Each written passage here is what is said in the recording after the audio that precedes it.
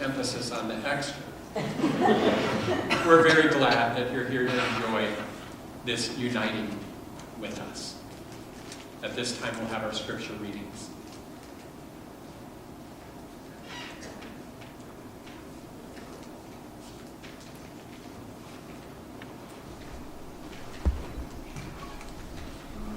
Ecclesiastes 4:9-12. Two are better than one, because they have a good reward for their toil. For if they fall, one will lift up his fellow. But woe to him who is alone, when he falls and has not another to lift him up. Again, if two lie together, they keep warm.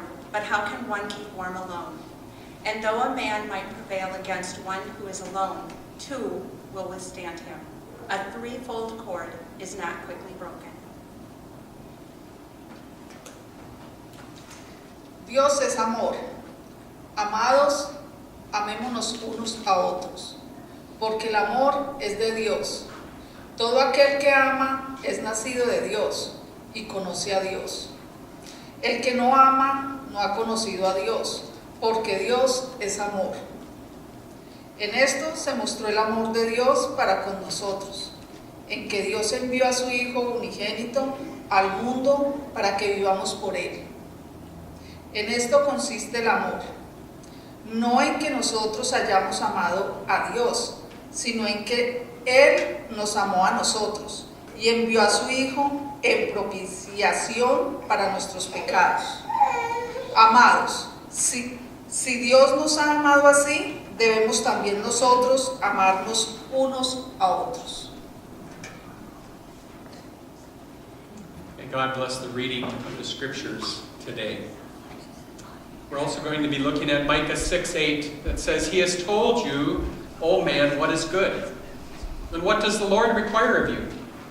But to do justice, and to love kindness, and to walk humbly with your God. Let's stand as we sing together, To God be the glory. It's in your bulletins. Glory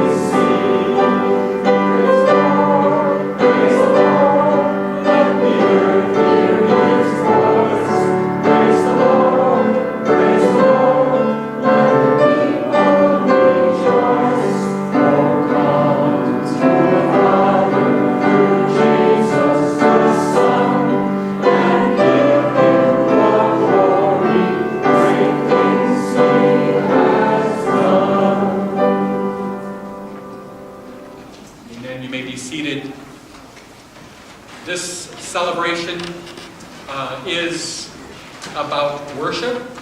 And to God be the glory is the desire that Ryan and Laura have, that all that's said and done here and the preparations that have been made and the future days that God will give would be to His glory, and that's why we chose that song.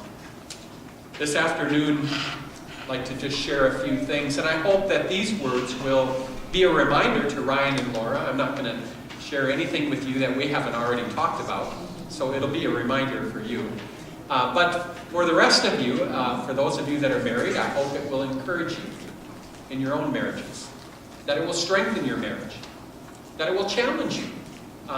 We were just talking the other night, and a bunch of us sitting around the table. Actually, it was this morning, men's fellowship this morning, and one guy said, we're coming up on 50 years.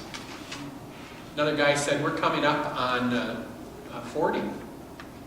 And for me, it'll be 31 years. We can't take that for granted. What a gift.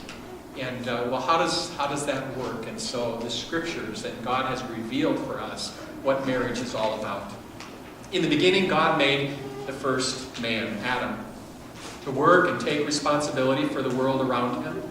But it was not good for man to live alone, Genesis 2:18. So God made Eve to be a helper for him. Now they could live, work, and do life together. They could enjoy each other and be totally open with each other. Sounds like fun, right?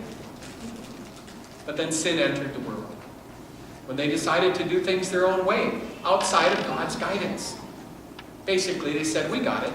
We can handle this. Once they became sinful, people were separated from God. And for Adam and Eve, their marital bliss was over. Now they had shame and fear and patterns of blaming and hiding to deal with. But God did not give up on them. We aren't so eager to admit our own failings and shortcomings, but you're not alone. And I'm certainly not. We all fail and fall short. And I've tried to bring a little realism into Ryan and Laura's view of marriage and the bliss that they have been enjoying in their dating relationship. But God will never give up on you. And God did not give up on them. God still loved the people He had made, and God made a way to bring them back to Him, to the kind of intimate relationship that He made us for. He did this by sending His one and only Son, Jesus. Jesus lived a perfect life and chose to die in our place, taking all of our sin and shame on Himself so that we could be free when we depend on Him. When we trust Christ fully to save us, He washes all our sins away. He creates new life inside us. He frees us from slavery to sinful ways. He adopts us into the family of God. He begins in us a new and personal relationship with Him. Which brings us to today. Ryan and Laura, you're entering into a new relationship with each other. You've been building toward it for a while, but today you launch into a Christ-centered marriage. And so I just want to share a moment or two about that.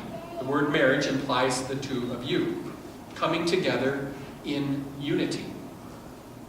So I brought some object lessons today. All right. So here we have, let's see. Ryan, you want to take that one? I have some, we're going to call these cords. They're ribbons, but they're cords, and these cords are going to represent a truth from one of the passages that was read today in Ecclesiastes, where it talked about a cord of 3 strands not easily being broken. So there's one cord, and Ryan looks like a pretty strong guy. What do you think, Ryan? Can you break that? Can you? Go for it. Okay, see? No sweat, right? He was a little nervous. I wasn't nervous at all. All right. Now, we have 3 cords, 3 ribbons, 3 strands, and like a rope, if we wind them together, it's unlikely that Ryan's going to be able to break them. We're not going to put them to the test, but just in case it doesn't work. No. But when we wind them together, they become much, much stronger. And so I want to just build a word picture here. When they come together in marriage, There's a certain strength that comes just by bringing your temperament and personality, Laura, and yours, Ryan, and we've actually looked into those. It was really interesting. I mean, I've never seen anybody, no, I'm just kidding. I'm very normal. But they're different, right? You're different.